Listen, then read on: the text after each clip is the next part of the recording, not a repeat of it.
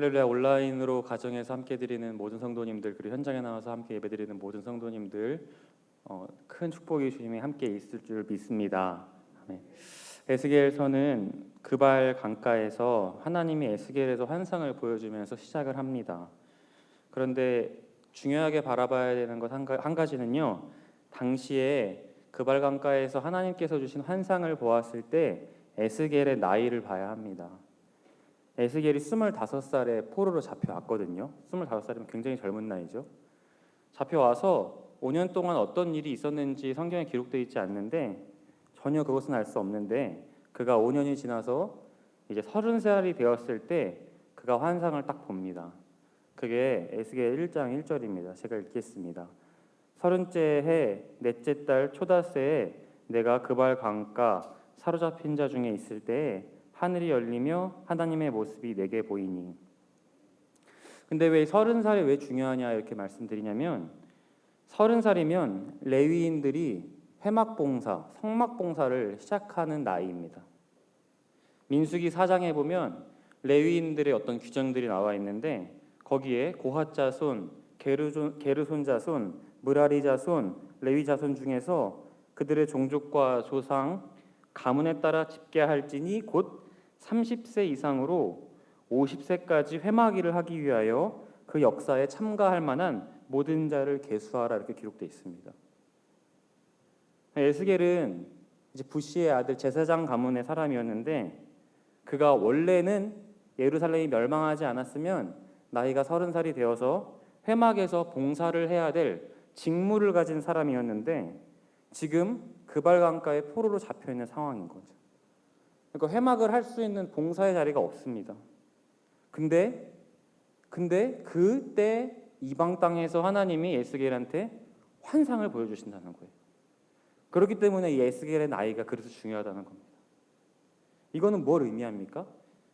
비록 성전은 파괴되고 내가 하나님께 회막 봉사를 드릴 수 있는 여건은 아니지만, 그래서 이스라엘과 백성이 영영이 끊어지는 줄만 알았지만, 본격적으로 제사장으로 일할 나이가 돼서 하나님에게 마음을 둔 에스겔에게 환상을 보여주시고 말씀을 통해서 아직 이스라엘 백성을 향한 내 마음은 끊어지지 않았다.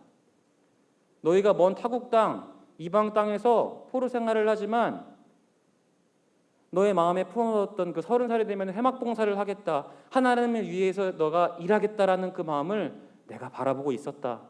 그러면서 환상을 보여줌으로써 에스겔에게 하나님 말씀이 계속해서 먼 이방 땅에서도 이어질 것이다라는 희망의 메시지를 담고 있다는 겁니다. 그래서 이 30살이 굉장히 중요한 것입니다. 그래서 에스겔이 1장 1절부터 계속해서 하나님 환상을 계속해서 봐요. 우리 오늘 바이블타임 11장 말씀으로 오늘 들어왔는데, 이 11장도 주님의 영이 임해서 성전 동쪽으로 가서 어떠한 한 장면을 하나님이 보게 하십니다. 성경책 11장 1절 보시면요, 그때 주의 영이 나를 들어 올려서 여호와의 전 동문 곧 동행한 문에 이르시기로 보니 그 문에 사람이 25명이 있는데, 이러면서 순식간에 지금 포로로 잡혀 있는 상황인데, 성전 동쪽, 그러니까 몇천 킬로가 떨어진 거기를 환상으로 또 보게 하시는 거죠.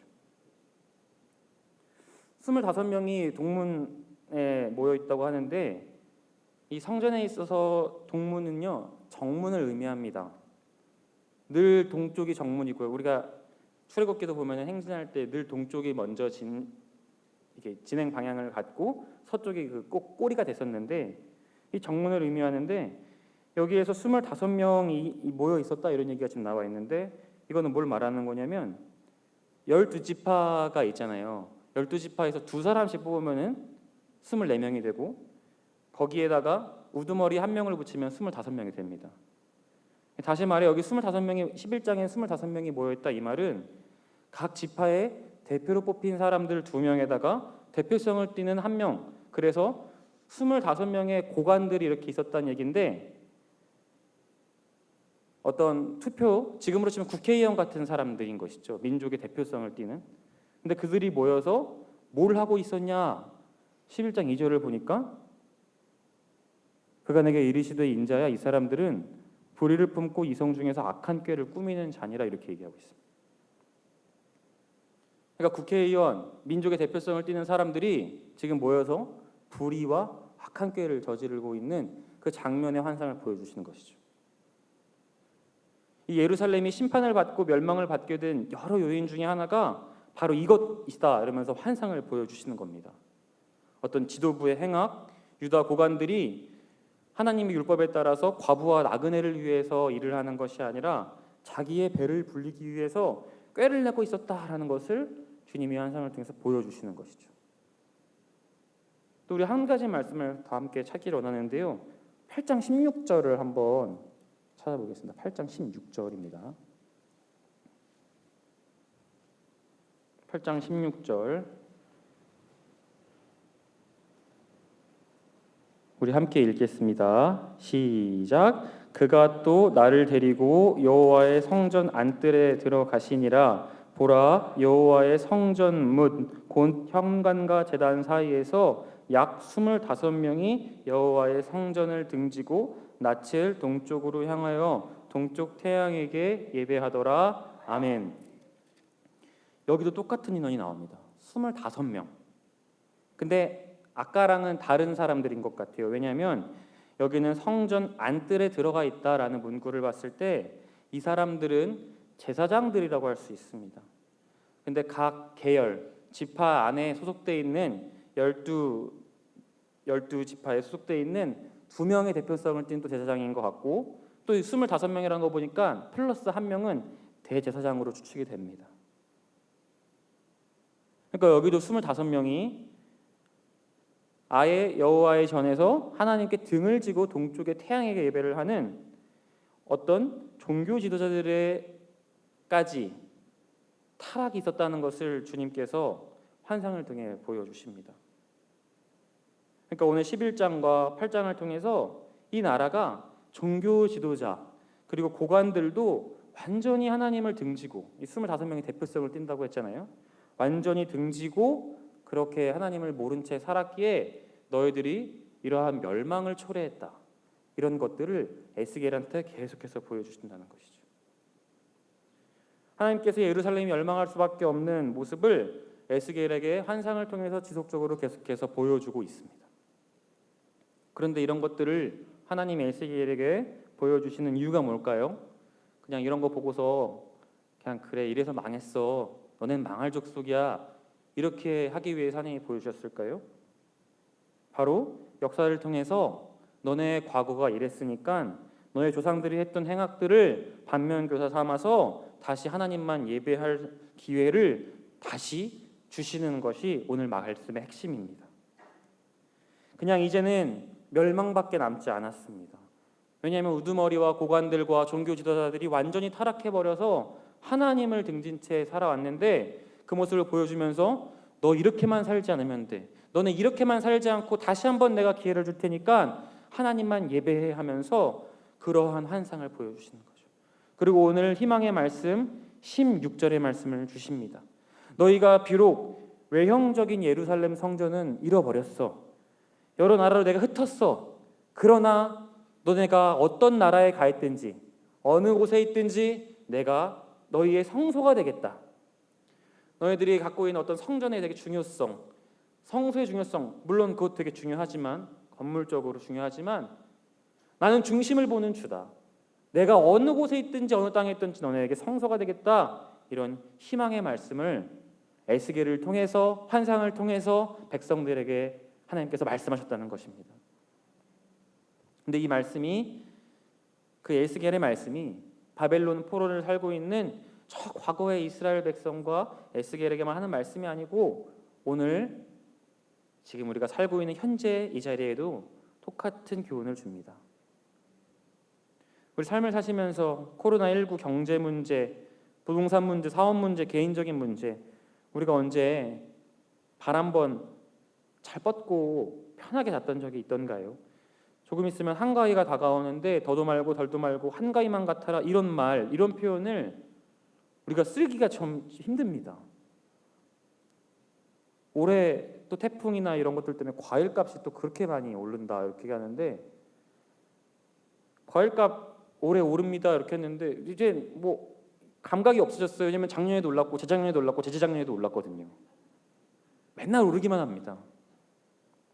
그런데 정작 우리의 상황은 뉴스에도 늘 나오지 않습니까? 자기 배를 불리는 정치인, 종교 지도자들에 대한 실망의 소리가 계속해서 들립니다.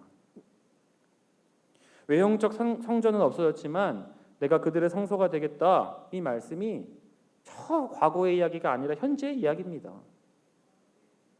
전심으로 하나님을 찾고 바라는 사람들에게 하나님은 성소가 되어서 찾아와 주신다는 말씀입니다.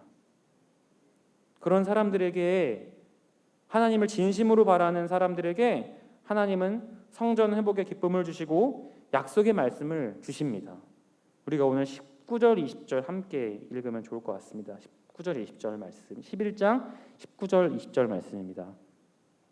읽겠습니다. 시작.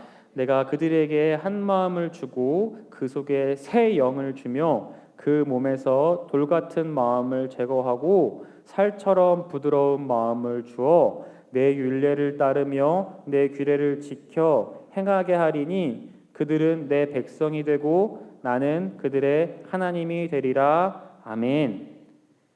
출애굽기에서 하나님이 이 백성을 하나님의 백성으로 삼을 때 했던 그 얘기가 똑같습니다. 내 율례를 따르며 내 규례를 지켜 행하게 하리니 그들은 내 백성이 되고 나는 그들의 하나님이 되리라.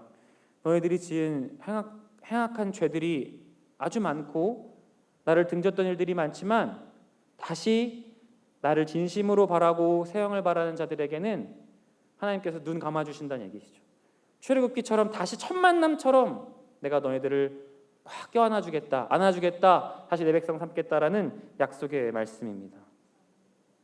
이번 주일 말씀이었던 기본을 세우면 길이 열린다는 본립도생의 말씀 같은 이야기입니다.